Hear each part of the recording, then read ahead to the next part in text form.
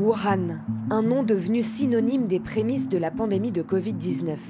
11 millions d'habitants, les premiers au monde à connaître le confinement en 2020 pendant plus de 2 mois.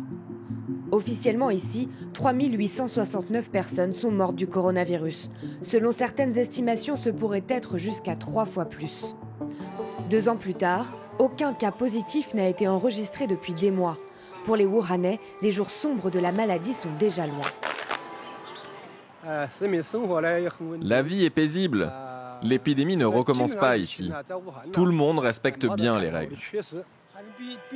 On fait encore attention, mais on n'a plus peur. La ville est complètement normale.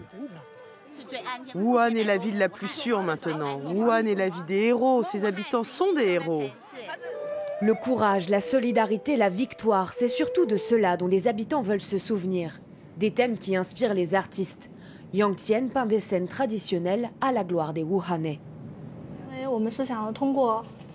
Avec cette peinture, je veux montrer l'unité des habitants pendant la pandémie. Ce courage et cet esprit de résistance nous viennent de nos ancêtres. Pendant la crise, elle faisait partie des bénévoles pour livrer des médicaments, de la nourriture, aider les patients à trouver un lit. Le souvenir de la détresse dans les hôpitaux ne l'a pas quittée. Personne ne parlait. Quand je suis arrivée à l'hôpital, le seul son que j'entendais, c'était le bruit des gens qui toussent.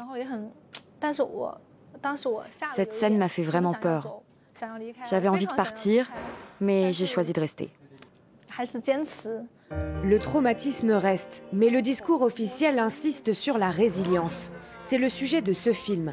Le mélodrame raconte le confinement de Wuhan, une version très romancée des destins de héros ordinaires, tous unis dans la bataille contre le virus. Le scénario plaît, il est numéro 1 dans les cinémas chinois depuis sa sortie le 7 janvier. J'ai ressenti beaucoup d'empathie en voyant le film. Les soignants dans les hôpitaux et les bénévoles ont été extraordinaires. Je me suis sentie exactement comme à l'époque. Je l'ai vécu moi-même et ce n'était vraiment pas facile. Ces récits, ces histoires de victoire occultent les zones d'ombre du Covid-19 à Wuhan. La ville est-elle le berceau de la pandémie? Pas selon les autorités chinoises, elles soutiennent que le virus viendrait de l'étranger. À Wuhan, pourtant, des soupçons planent encore. Sur le marché, lieu de vente d'animaux sauvages barricadé depuis 2 ans, et sur le laboratoire P4, dans lequel seraient étudiés des coronavirus. La Chine a refusé la poursuite de l'enquête de l'OMS sur ces zones à l'été 2021. L'opacité des autorités empêche tout consensus scientifique et toute remise en question. Zhang Hai est l'un des derniers à critiquer ouvertement le gouvernement. Son père est mort du Covid il y a 2 ans. Il a été infecté dans un hôpital de Wuhan. Zhang Hai l'avait emmené là pour une opération banale, ignorant alors tout du virus. Après la mort de mon père, je me suis renseigné et j'ai appris que le virus était apparu à Wuhan bien avant que j'y aille. Le gouvernement local de Wuhan l'avait dissimulé. Si j'avais su que le coronavirus existait à Wuhan, je ne serais certainement pas revenu dans la ville. Zhang Hai a porté plainte contre les institutions pour ne pas avoir prévenu la population à temps. Des demandes rejetées. Malgré les risques, il continue de dénoncer le silence des autorités. Même 2 ans après, je me sens très en colère. Les autorités ont menti en disant que la maladie était contrôlable et qu'il n'y avait pas de transmission interhumaine. Elles ont tout de suite réprimé les personnes comme Li Wenliang qui ont osé se manifester pour avertir les gens.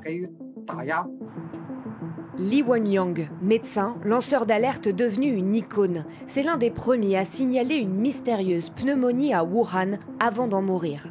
D'abord accusé de propager de fausses rumeurs, il est plus tard réhabilité face à la colère des internautes. Aujourd'hui encore, ses réseaux sociaux croulent sous les hommages. Nous ne vous avons pas oublié. Merci pour votre courage. Vous êtes mon héros.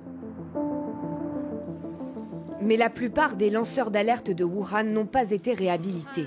Sur ces vidéos, la journaliste citoyenne Zhang Jian montrait les hôpitaux débordés et la vie confinée. Bonjour, nous sommes le 13 mai 2020. Je m'appelle Zhang Jian. C'est sa dernière vidéo. Arrêtée peu de temps après et condamnée à 4 ans de prison pour provocation au trouble, elle est aujourd'hui en grève de la faim. Ses proches craignent pour sa vie. D'autres lanceurs d'alerte ont également été détenus pendant des mois. L'un d'eux, Phang Binh, n'a pas réapparu depuis bientôt 2 ans. Des témoignages comme effacés de la mémoire officielle de la pandémie à Wuhan.